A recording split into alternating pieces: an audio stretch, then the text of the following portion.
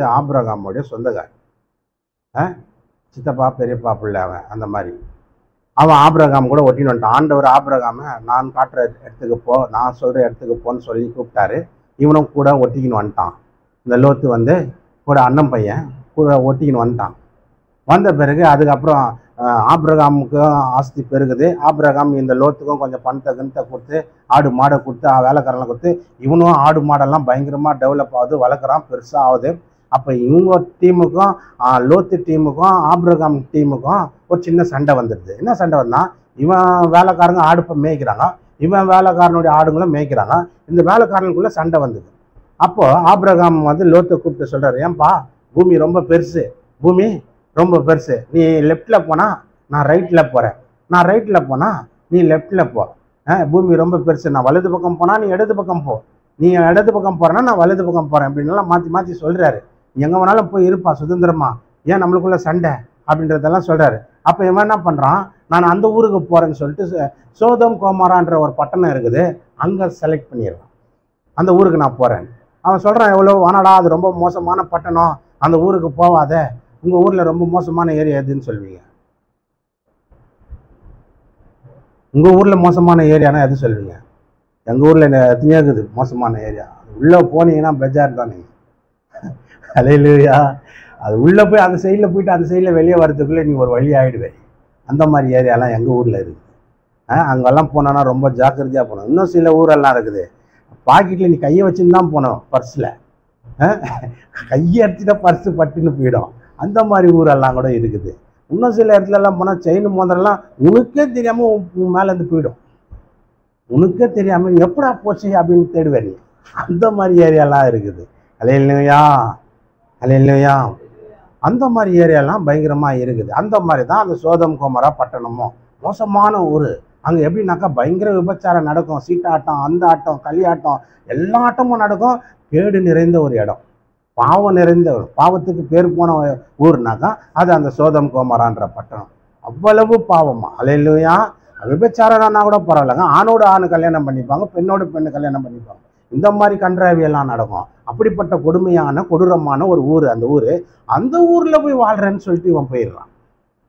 போனானே வேற எங்கன்னா நல்ல இடத்துக்காக போனானா, போய் அந்த ஊரில் வாழ்கிறேன்னு சொல்லிட்டு போயிட்டான். சரி, அந்த ஊரில் வாழும்போது ஆண்டவருக்கு கோவம் வந்தது. ஏன்னா அந்த ஊரில் இருக்கிற மக்கள் செய்கிற கொடுமையை ஆண்டவராலேயே சகிக்க முடியல. கடவுளை என்ன பண்ணிட்டாரு, அதை நெருப்பால் அழிச்சு போட்டுறான்டான்னு சொல்லிட்டு இறங்குறாரு. அப்போ ஆபிரகாம் ஜெபம்லாம் பண்ணுறான், ஆண்டவரை அந்த பட்டணத்தில் 50 நீதிமான் இருந்தால் அழிக்க மாட்டீங்களே, அழிக்க மாட்டேன்டாண்டார். 40 அழிக்க மாட்டேன், 30 20 10 இல்லைடா, ஒரு நீதிமான் இருந்தால் கூட நான் அழிக்க மாட்டேன்டான்ட்டு. ஒருத்தன் ஜெபிக்கிற ஆளாக இருந்தால் கூட அந்த ஊருக்கு கேடு வராதுடா. எங்கே இவனுங்க ஜெபிக்கிறானுங்க? பாவம் நிறைந்த ஊரில் நீதிமான் லோத்து ஒரு ஆள் தான் நீதிமானாகிறான். வேறு யார் அங்கே நீதிமான்? வேறு யாருமே கிடையாது. அந்த லோத்து அந்த பட்டணத்துக்காக ஜெபம் பண்ணுறான்னா கிடையவே கிடையாது. நீங்கள் பண்ணுறீங்களா உங்கள் ஊருக்காக? பண்ணுறீங்களா? பண்ணுங்க. இத்தனை நீதிமான் இருக்கிறீங்க, அப்புறம் கடவுள் உங்கள்கிட்ட தான் கேட்பாரு. லாஸ்ட்டு நாள் வரோம், நம்ம தேவனை சந்திக்க போகும்போது அங்கே கேட்பார், உங்களை நிற்க வச்சு கேள்வி கேட்பார். உன் ஊருக்காக நீ ஜெபிச்சியா? ஊர் மக்கள் நல்லா இருக்கணும்னு ஜெபம் பண்ணியா? ஊர் மக்கள் ரட்சிக்கப்படணும்னு ஜெபம் பண்ணியா? ஊர் மக்கள் ஆசீர்வதிக்கப்படணும்னு ஜெபம் பண்ணியா? ஊர் மக்கள் பாவத்திலேருந்து திருந்தி வாழணும்னு ஜெபம் பண்ணியா? யார் எக்கடு கட்டா போனா என்ன, நான் நல்லா இருக்கணும்னு சொல்லி தானே ஜெபம் பண்ணேன். செம்ம கேள்வி கேட்பார். அதுவே நம்மளுக்கு தீர்ப்பாக மாறிடும். அதனால சொல்கிறேன், ஆபிரகாம் ஜெபம் பண்ணான், அந்த பட்டணத்தில் காப்பாற்றுங்க, எங்கள் பையங்கிறான், சொந்தக்காரங்கிறான் அப்படின்னு. ஆண்டவர் என்ன பண்ணார், அப்போ தான் தூதர்களை அனுப்பி 2 பேர் தூதர்களை அனுப்பி அங்கே போய் லோத்துக்கிட்ட லோத்துவை பார்த்து சொல்கிறாங்க, தான்ப்பா லோத்து, நீ இந்த பட்டணத்தில் இருக்காத, இந்த பட்டணத்தை விட்டு கிளம்பு, வெளியே கிளம்பு, கடவுள் இந்த பட்டணத்தை அழிக்க போகிறாரு. ஏன்னா இந்த ஜனங்க செய்கிற அக்கிரமம் அநியாயம் கடவுளுக்கே பொறுக்க முடியல, அவ்வளவா இருக்குது. அதனால கடவுள் உக்கிர கோபம் கொண்டு இறங்கிட்டாரு. அக்னியும் கந்தகமும் வர்ஷிக்க பண்ண போகிறாரு. மேலேருந்து நெருப்பு மலை வரப்போகுது, இந்த பட்டணமே அழிய போகுது, நீ தப்பிச்சிக்கோ, மலை மேலே ஓடி போயிடுன்றார். இவன் என்னான்றான், அவர் மலை மேலே ஏறத்துக்குள்ளே நான் பின்னாடியே வந்துடும், எனக்கு பிரச்சனை, நான் அதோ எதிர்க்க ஒரு சின்ன ஊருக்கு வர, இங்கே போயிடுறேன் அப்படின்ட்டான். சரி, இப்போ உனக்கு கருணை காட்டுறேன், இந்த விஷயத்துல உனக்கு இறக்கம் செய்கிறேன், உன்னை இங்கேருந்து காப்பாற்றுறதே பெரிய விஷயம், நீ இந்த எதிர்கொரிய ஊருக்கு போகிறேன்ற பேரு, சரி போ, இங்கேயும் உனக்கு ஒரு கருணை காட்டுறேன், இறக்கம் செய்கிறேன் இந்த விஷயத்துல சொல்லி அவனை அனுப்புகிறாரு. சொல்லும் போது என்ன சொல்லி அனுப்புகிறாருன்னா, பின்னிட்டு தான் மேட்ரு, நல்லா புரிஞ்சுக்கணும். என்ன சொல்கிறாரு, பின்னிட்டு திரும்பி பார்க்காத, எங்கேயும் நிற்காது, திரும்பி பார்க்காம போய்கிட்டே இரு அப்படின்ற. ஏன் அந்த வார்த்தையை சொன்னார்ன்றதை நான் உங்களுக்கு பின்னாடி சொல்கிறேன் பாருங்க. அப்போ இந்த வார்த்தைக்கு நாம் என்ன பண்ணணும்? செவி கொடுக்கணும். இது ரொம்ப முக்கியமான ஒரு அசட்டை பண்ணிடவே கூடாது. கடவுள் சொல்கிற ஒரு வார்த்தை ரொம்ப முக்கியமானது. செய்யாதன்னா செய்யாத, போனா போ, உக்காருனா உக்காரு, எந்திரினா எந்திரி. அதான் ரொம்ப முக்கியம். அதுதான் தேவன் எதிர்பார்க்குறாரு, வேற ஒன்றும் இல்லை. பின்னிட்டு திரும்பி பார்க்காத அப்படின்றாரு. அல்லேலூயா. உங்கள் ஊர்லலாம் நான் ஒரு பாட்டி வந்து என்ன பண்ணாங்கனாக்கா, ஒரு பையனுக்கும் அவங்க பொண்ணுக்கும் ஏதோ சுற்றி போட்டாங்க. ஏதோ பிரச்சனை வந்துச்சுன்னு சுற்றி அந்த சாப்பாட்டில் ரத்த கலர் சாப்பாடு, அது பீட்ரூட் குழம்பு ஊற்றுனாங்களா இல்லை ரத்தத்தை ஊற்றுனாங்களான்னு தெரியல.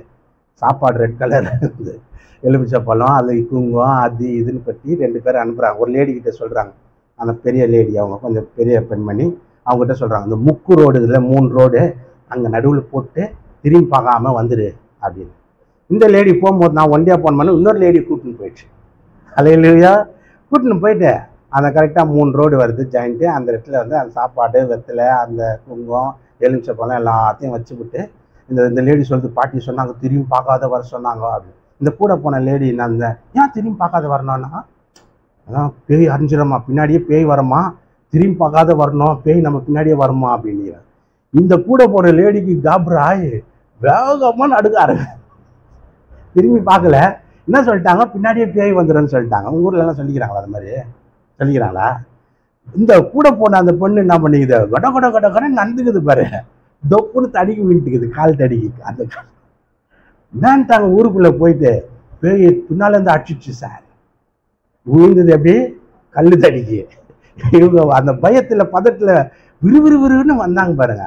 அவ்வளோதான், பேய் அரைஞ்சிச்சு, பேய் அடிச்சிச்சு, அப்படி பேய் தள்ளி விட்டுச்சுன்னு சொல்லி அவங்களுக்கு குளிர் ஜுரமாக வந்து தூக்கி தூக்கி போட்டு அவங்களுக்கு ஒரு வேப்பாலை கீப்பாலை அடிச்சு அது சரி பண்ணுவேன். அப்போ ஏன் அந்த வார்த்தையை சொல்கிறாங்கன்னா, வச்சிட்டின்னா என்ன பண்ணோம், பின்னிட்டு பார்க்காம வந்துக்கினே இருந்தார். ஏன்னாக்கா பேய் வந்துடும், அரைஞ்சிடும், திரும்பி பார்த்தோம் ஒரு அரசல் கொடுத்துரும், இன்னும் எதனா பண்ணுறோம் அப்படின்ற பயத்தை எங்கேருந்து கொடுத்தாங்கன்னா இந்த இடத்துல தான் கொடுத்தாங்க. திரும்பி பார்க்காத, கீழ்ப்படிதான்னு பார்க்கறதுக்கு தான் இந்த வார்த்தை. இது வச்சுட்டு நின்றுக்குதா, யாருன்னா மெரிக்கிறாங்களா, யாருன்னா தாண்டுறாங்களா அப்படின்னு பார்த்து நின்று இருக்க போதும் தான் இந்த வார்த்தையை சொல்லி வச்சுட்டுனா திரும்பி பார்க்காம வந்துடும், பேய் வந்துடும், அரைஞ்சிடும், இப்படியெல்லாம் சொல்லி கொடுத்தாலும் பயந்துக்குன்னு நேராக வந்துடுவாங்க. அப்போ பாருங்க, இந்த வார்த்தை தான் இந்த இடத்துல இருந்தால் அந்த வார்த்தையை எடுத்துருக்குறாங்க. அப்போ பாருங்க, அவன் என்ன சொல்றான், பின்னிட்டு பார்க்காத, எங்கே நிற்காத, பின்னிட்டு திரும்பி பார்த்துடாத, போய்கிட்டே இரு அப்படின்னுவான். இவன் ஏன் எதுக்குனாலும் சொன்னதை அப்படியே போட்டு லெஃப்ட் ரைட்டு போட்டு பேக்கெல்லாம் தூக்கின்னு அவன் சொல்கிறான், அவங்க மருமகன் யாருன்னா இருக்காங்களா? ஆமாம், நிச்சயம் பண்ணியிருக்கிற ஆள் 2 பேர் இருக்கிறானுங்க, போய் அவனையும் கூப்பிட்டுன்னு போனான். அவங்கள போய் கூப்பிட்றானுங்க. லோத்து போய் அவங்க மருமகன்மார் 2 பேரை கூப்பிட்றாரு, வந்துருங்கப்பா கடவுள் அழிக்க போறாருன்னு. அவனுங்க லோத்தை கிண்டல் பண்ணுறானுங்க. அடா பாவி, நீ சொல்கிறது நகைப்பாகுது, பரியாசம் பண்ணுற மாதிரி பேசுகிற பையான்னு சொல்லிடுறானுங்க. அப்போ இவன் என்ன பண்ணுறான், 2 பொண்ணு ஒய்ஃபு 4 பேரை கிளம்பி வந்துக்கினே இருக்கிறாங்க. அந்த ஊர் சோவாருக்குள்ளே போகிறதுக்குள்ள வானத்துலேருந்து அக்னி இறங்குது, பெரிய பெரிய பாம் அணுகுண்டு போட்ட மாதிரி சத்தம். உடனே இவங்க என்ன, அவங்க ஒய்ஃப் என்ன பண்ணிடுது, திரும்பி பார்த்து அடுத்த வசனத்தை பாருங்க, 23. லோத்து சோவருக்குள் வரும்பொழுது பூமியின் மேல் சூரியன் உதித்தது.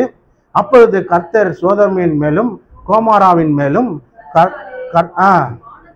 வானத்திலிருந்து கந்தகத்தையும் அக்னியும் வர்ஷிக்க பண்ணி அந்த பட்டணங்களையும் அந்த சமபூமி அனைத்தையும் அந்த பட்டணங்களில் எல்லா குடிகளையும் பூமியின் அழித்து போட்டார். அவன் மனைவியோ பின்னிட்டு பார்த்து உப்புத்தூண் ஆனாள்.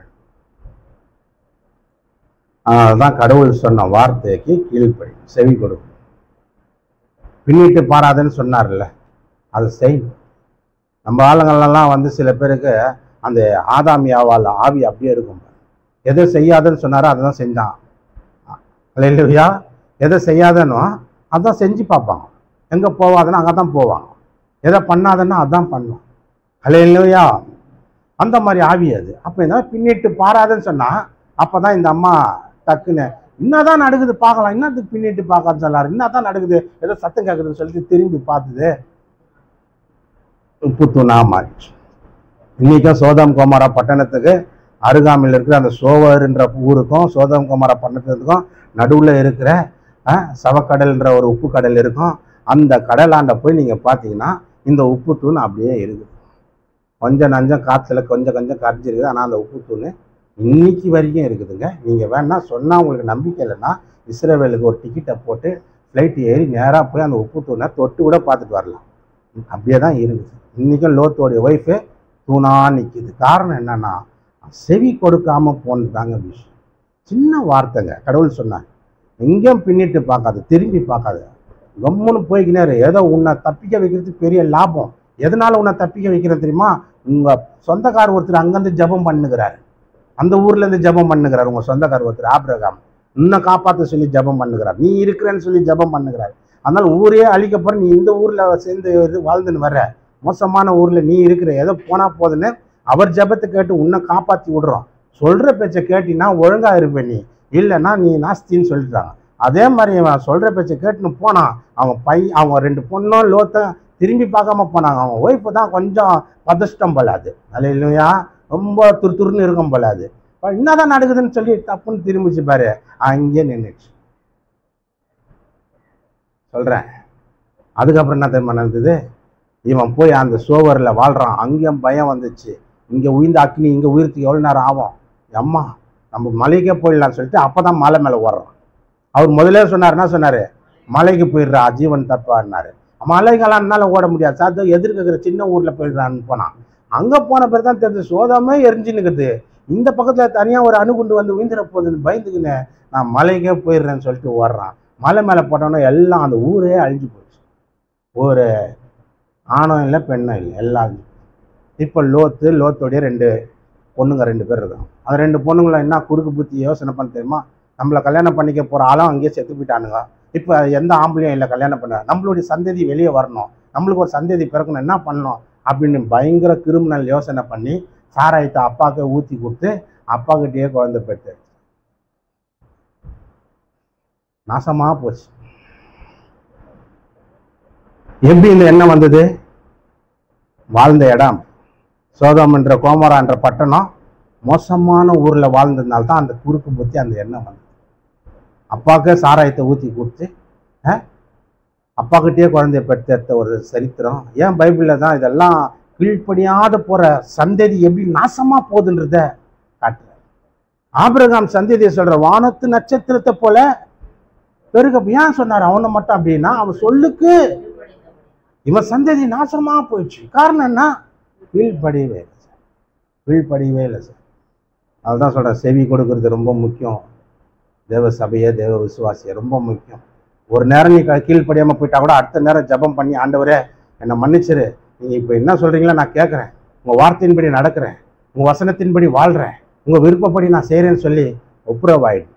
இல்லைன்னு வச்சிங்களேன், இந்த மாதிரி உப்பு தூண் அங்கேயே எல்லாரையும் கட்டி விடுறது ஆகிடும். அங்கங்கே நம்மளுக்கு வேதனை வந்துடும், பாதிப்பு வந்துடும், நம்ம வாழ்க்கை சிக்கலாக மாறிடும், சின்ன பின்னமாக மாறிடும். அப்புறம் யோசனை பண்ணிப்போம், ஏன் அப்படி நடக்கிறதுக்குள்ளே எல்லாமே முடிஞ்சு போயிடும், எல்லாமே முடிஞ்சு போயிடும். அல்லேலூயா, அல்லேலூயா. சிக்கல் இவ்வளோ பாதிப்பு வருதுன்னா காரணம் என்ன? செவி கொடுக்கணும் சார். கடவுளுக்கு கொஞ்சம் செவி கொடுக்கணும். கடவுள் சொல்கிறத கொஞ்சமாவது கீழ். இல்லைன்னா நம்ம வாழ்க்கையில் சிக்கலாக வந்து ஏடாகுடமான காரியங்கள்லாம் நடந்து நம்ம அப்புறம் யோசிக்கிறதுக்குள்ளே நிறைய லாஸ், நிறைய இழந்துட்டு இருக்கோம். நம்ம உணர்த்து சுதாரிச்சுக்கிட்டு மேலே வர்றதுக்குள்ளே நிறைய சேதம் அடைஞ்சிருக்கோம், வாழ்க்கையில் நிறைய நஷ்டம் வந்திருக்கோம், நிறைய இழந்துட்டு இருக்கோம் அதுக்குள்ள. அல்லேலூயா. அதனால தான் சொல்கிறேன், செவி கொடுக்கணும். பாருங்கள், லோத்து ஆபிரகாம் கீழ்ப்படிஞ்ச அவன் சந்ததி என்ன பண்ணாரு? வானத்து நட்சத்திரத்தை போல பெருக பண்ணுவேன், அவனுக்கு அந்த பிளெஸிங் கொடுத்தாரு. இவன் சந்ததி இல்லாத ஆக்கிட்டார். காரணம் என்ன? அவனுக்கும் உள்ள வித்தியாசம். அவன் செவி கொடுத்தான், இவன் செவி கொடுக்கவே இல்லைங்க. கடவுளுக்கு கீழ்ப்படியவே இல்லை. பேருக்கு தான் நீதிமான். போய் வாழ்ந்த இடம் மோசமான இடம். அங்கேருந்து காப்பாற்றி விட்டா அப்போ அங்கேயாவது ஒழுங்காக போயிருக்கணும்ல, அங்கேயும் ஏடாகுடமாக பண்ணு. அங்கே போனான், அங்கேயும் சாராயத்தை வேற இல்லையா? பொண்ணுங்க சாராயம் ஊற்றி கொடுக்குதுன்னா நீ குடிக்கலாமா? ஐயோ பொண்டாட்டி போயிடுச்சுன்ற துக்கத்தில் என்ன பண்ணிக்கிறாரு? சறுக்கை போட்டுக்கிறாரு. அவ்வளோதான், சந்ததி வேற மாதிரி போயிட்டு. பொண்டாட்டி உப்பு தூண் ஆயிடுச்சேன்னு சொல்லி துக்கத்தில் சறுக்கை போட்டுக்கிறாரு இல்லையா? நம்ம பசங்க தானே ஊற்றி கொடுக்குறாங்கன்னு குடிச்சிட்டுக்கிறார். சந்ததியே கண்டமாயிடுச்சு, சாமுச்சான ஒரு சந்ததி ஆயிடுச்சு. யோசனை பண்ணி பாருங்க, உங்களால் நினச்சி பார்த்தாலே எப்படி இதெல்லாம் ஜீர்ணிக்க முடியுதா? இந்த மாதிரி ஒரு சந்ததி அப்படி ஆயிடுச்சு.